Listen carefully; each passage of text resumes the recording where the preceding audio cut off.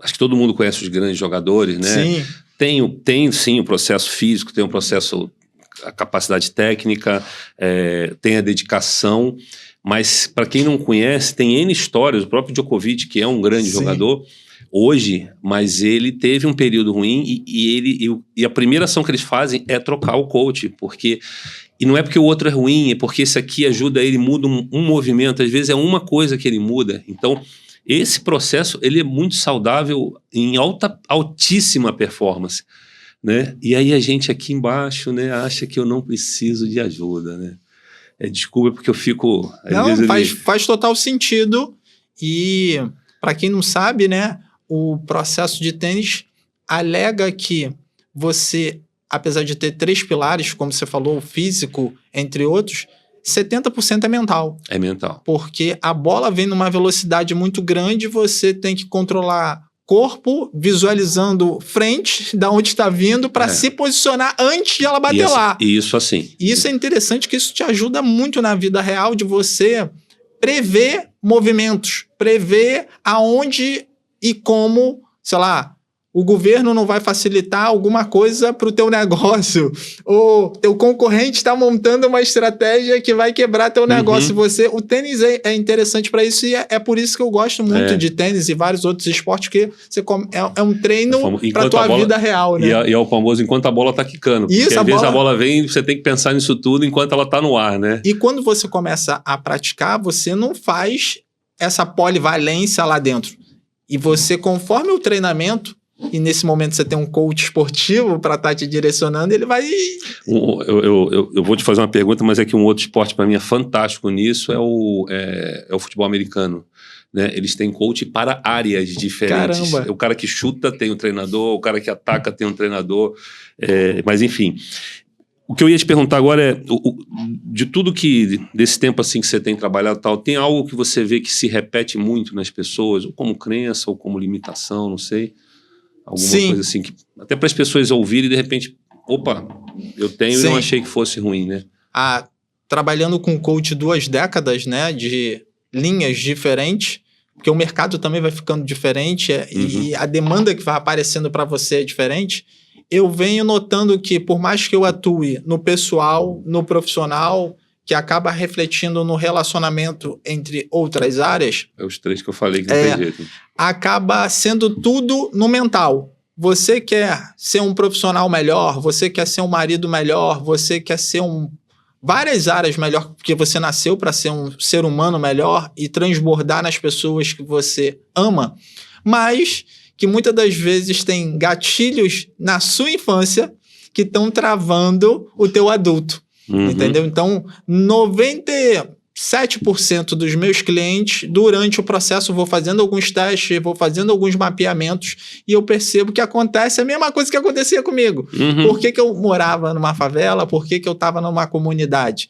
Porque eu estava sendo castigado por Deus? Não, eu não sabia tudo que deveria saber.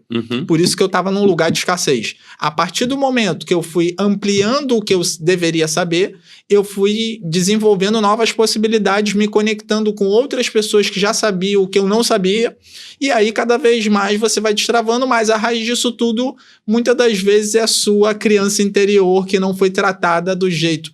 O parto é sensacional, mas é uma traumatização. Sim. E tem outros processos, vários outros processos que as pessoas não sabem que são traumatizações e que geram travas. Sim. E essas travas, automaticamente, se você não tirar esse obstáculo emocional mental, você vai ficar num loop e automaticamente não vai ter a vida que você nasceu para ter. E aí, se você me permitir, eu vou pegar, porque esse é um exemplo muito interessante, porque quem está olhando está falando assim, então o cara... Não é isso, é simples, porque... O que muitas vezes a gente faz, né, se você concordar, não é ser mágico, mas é só fazer a pessoa falar, né? Com certeza. O destravamento não é que a gente coloca a chave mágica, mas é que você ajuda ele mesmo a chegar a essa conclusão, né? Um dia desse eu estava ouvindo alguém falando um negócio que é verdade, né? Falar cura, né? Com certeza. Mas é diferente quando a pessoa... Eu já passei por isso também, quando eu falei assim, pô, você percebeu? Eu só falei assim, caramba, não tinha percebido. Né? E na verdade, não sei se isso aconteceu com você, normalmente as primeiras coisas que a pessoa fala já é a dor vem assim muito rápido, né? Sim. Então, e tem um exemplo bem nítido para você que está nos assistindo entender esse processo na prática. Você detecta que tem uma oportunidade que pode mudar a sua vida. Exemplo, você encontrou, né? O Silvio Santos, o Boni, uma pessoa que tem a ver com a tua área, mas que está 1000 anos-luz. Automaticamente você pensa, caramba, será que eu posso tirar uma foto? Será que eu posso pegar um bizu? Será que eu posso fazer uma pergunta? Mas a sua mente começa automaticamente gerar atitudes físicas, né? De você, acho que não, teu corpo começa se trava, a né? se retrair. Você percebe de um lado que pode ser uma oportunidade para você ir para o próximo nível, ao mesmo tempo, teu subconsciente gerou alguma coisa dentro da tua mente que está passando para o físico. A tua respiração começa a ficar diferente, às vezes a tua mão começa a suar.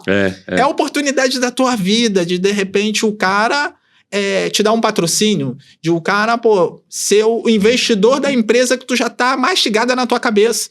Tem muita gente com dinheiro que não sabe o que fazer com dinheiro.